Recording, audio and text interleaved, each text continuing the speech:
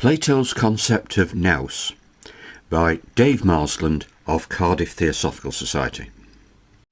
Plato's concept of Nous is mentioned 14 times in H.P. Blavatsky's Secret Doctrine, which makes it worthy of examination by the student of Theosophy.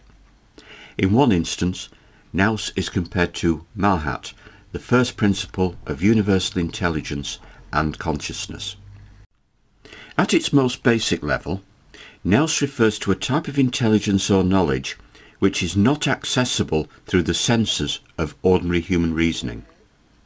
It is often associated with the highest form of knowledge, the kind of knowledge that comes from direct apprehension of the truth rather than from inference or argument. One way to understand this concept is to consider the famous allegory of the cave in Plato's Republic. In this allegory, prisoners are trapped in a cave where they can see only shadows cast by objects outside the cave.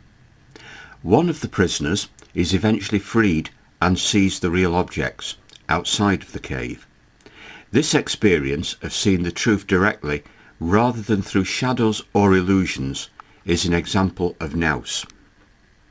However, Nous is also presented as a faculty of the soul, which is analogous to the eye's ability to see.